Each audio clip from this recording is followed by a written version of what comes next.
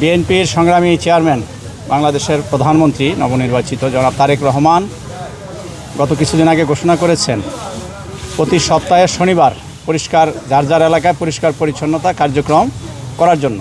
আমরা প্রধানমন্ত্রীর নির্দেশনা অনুযায়ী আপনারা জানেন গত বছর সেপ্টেম্বরে প্রতিষ্ঠাবার্ষিকীতে যেই অনুষ্ঠান পরিষ্কার পরিচ্ছন্নতা কর্মসূচি ঘোষণা করেছিলেন সেটা আমরা দীর্ঘ 4-5 কিলো কাজ করেছি কয়েক মাস। এখন আমরা সপ্তাহে 2 দিন, প্রধানমন্ত্রী ঘোষণা করেছেন একদিন, আমরা ইনশাল্লাহ সপ্তাহে 2 দিন উত্তরা পশ্চিম থানা বিএনপি এবং অঙ্গ সংগঠন আশেপাশে থানা বিএনপি অঙ্গ সংগঠন নিয়ে আমরা একসাথে কাজ করছি। আজকে অত্যন্ত গুরুত্বপূর্ণ একটি জায়গা, এই মুগ্ধ মঞ্চের পিছনে পদ্মা সেতু, মেট্রো রেল এবং এলিভেটেড এক্সপ্রেসওয়ে নির্মাণের গর্বিত অংশীদার বসুন্ধরা সিমেন্ট, যারা ঐতিহাসিক মুগ্ধ মঞ্চ যেখানে ছাত্র জনতার শহীদ হয়েছেন উত্তরার তার স্মৃতি বিজড়িত।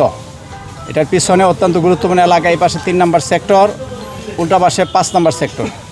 এখানে অত্যন্ত অভিজাত শ্রেণীর লোকজন এখানে বসবাস করেন, কিন্তু এই লেকের 2 ধারে আপনারা দেখতে পাচ্ছেন প্রচুর ময়লা এবং বাজে ময়লা আছে এবং গাছপালা ভেঙে এখানে বিশাল ময়লার স্তূপে পরিণত হয়েছে। আমরা আশা করি এই লেকটার 2 ভাসে প্রায় 1 কিলো হবে। এটা আমরা সপ্তাহখানিক ধাপে ধাপে কাজ করলে ইনশাল্লাহ আমরা এটা পরিষ্কার সম্পন্ন করতে পারবো।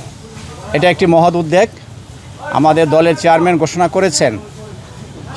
শুধু সে কারণেই করছি সেটা নয়, আমাদের নিজেদের উপলব্ধিও আছে, যেহেতু একটি ভালো কাজের জন্য আমাদের চেয়ারম্যান বিএনপির তিনি ঘোষণা করেছেন যে বাংলাদেশের সকল এলাকায়, আমি আপনাদের মাধ্যমে সব এলাকায় আমরা তো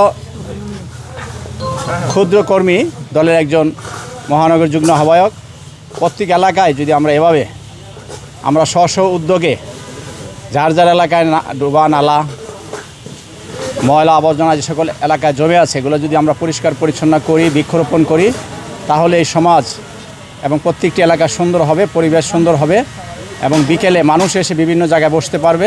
এটি আমাদের মূল লক্ষ্য।